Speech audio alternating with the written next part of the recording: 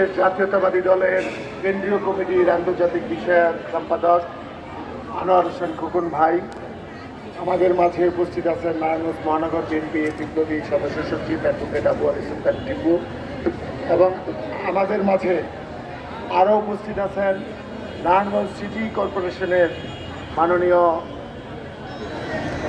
প্রধান নির্বাহী কর্মকর্তা জনাব নূর কুতুবুল আলম সহ প্রধান প্রকৌশলী সহ অন্যান্য নেতৃবৃন্দ, বিশেষ করে আজকে যারা র্যালিতে অংশগ্রহণ করেছেন সেই সিটি কর্পোরেশনের বিভিন্ন স্তরের কর্মকর্তা কর্মচারীবৃন্দ, আমাদের রাজনৈতিক দলের বিভিন্ন রাজনৈতিক দল বিএনপি সহ যারা অংশগ্রহণ করেছেন সকলকে ধন্যবাদ জানাই। বিশেষ করে সিডিসির নেতৃত্বে যে হাজার হাজার নারীরা এই র্যালিতে অংশগ্রহণ করেছেন তার জন্য সিটি কর্পোরেশনের পক্ষ থেকে আপনাদের প্রতি কৃতজ্ঞতা এবং ধন্যবাদ জানাই। আমি একটা কথাই বলবো, পবিত্র কোরআনে মহান আল্লাহ পাক বলেছেন, যেই জাতি নিজেদের ভাগ্য পরিবর্তনের জন্য কাজ না করে আমি তাদের ভাগ্য পরিবর্তন করে দেই না। কারণ আমাদের ভাগ্য উন্নয়নের জন্য, ভাগ্য পরিবর্তনের জন্য আমাদেরকে কাজ করতে হবে, তাহলে আল্লাহ তাআলার আপনার সান্নিধ্য এবং তার সহযোগিতা পাওয়া যাবে। আজকে আপনারা দেখেছেন যে সারা বাংলাদেশে একটা কারণেই সবচেয়ে বেশি মানুষ মারা যায়, সেটা কি? সেটা হলো পানিবাহিত বিভিন্ন রোগ শোক।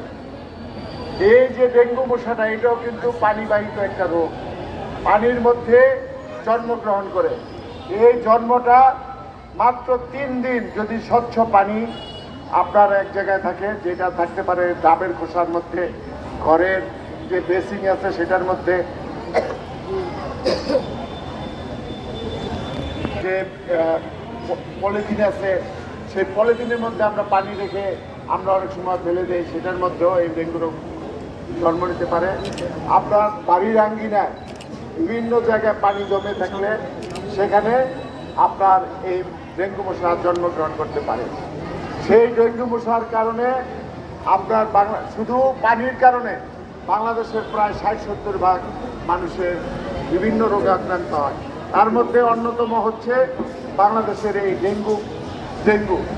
আমাদের মাননীয় প্রধানমন্ত্রী জনাব তারেক রহমানকে ধন্যবাদ জানাই, যেদিন আমাকে দায়িত্ব দিয়েছে ফেব্রুয়ারি মাসের 24 তারিখে, ওদিনেই উনি আমাদেরকে বলে দিয়েছে সামনে প্রধান যুদ্ধ হবে ডেঙ্গু চিকুনগুনিয়া নিয়ে, যাতে ডেঙ্গু চিকুনগুনিয়া এই বাংলাদেশে ওই হামের মতো মহামারী আকারে ধারণ করতে না পারে।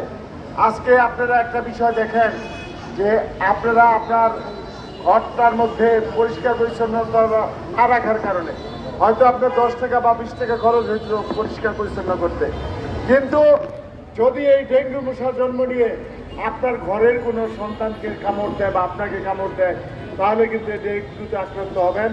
এবং সেই জন্য যদি হয়তো মৃত্যু থেকে শুরু করে আপনার এটা চিকিৎসাও কিন্তু ব্যয়বহুল, আপনার দেখা যাবে 50, 60, 1 লক্ষ 2 লক্ষ টাকা খরচ হয়ে গেছে।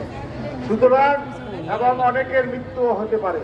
সুতরাং এটা থেকে যদি আপনজন মৃত্যুবরণ করে, সেটা কিন্তু একটা বিশাল দুঃখের কোনো সীমা থাকবে না, এবং সেটার জন্য আমরা আমাদের সিটি কর্পোরেশনকেও ক্ষমা করতে পারবো না। আমরা চাই নারায়ণগঞ্জের মানুষ সচেতন হোক। আমাদের মাননীয় প্রধানমন্ত্রী যে কর্মসূচি দিয়েছে, আগামী 4 মাস আমাদের জন্য অত্যন্ত গুরুত্বপূর্ণ। আর নারায়ণগঞ্জ হলো এই মশার, ডেঙ্গু মশার সবচেয়ে উৎপত্তি স্থল।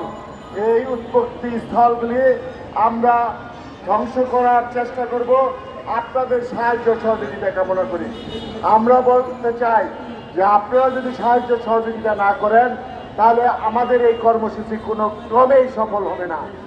আপনারা আপনাদের বাড়ির গৃহস্থালী বর্জ্য থেকে শুরু করে যে সকল বর্জ্য আপনারা বিভিন্ন জায়গায় ফেলে দেন, যেখানে সেখানে ফেলে দেন, সেটা ফেলা বন্ধ করতে হবে, নির্দিষ্ট স্থানে রাখতে হবে। আপনার বাড়ির আঙ্গিনা আপনাকে পরিষ্কার পরিচ্ছন্ন রাখতে হবে, ঝোপঝাড় বাড়ির সামনে অনেকের মজা পুকুরের মধ্যে কচুরি পানা হয়ে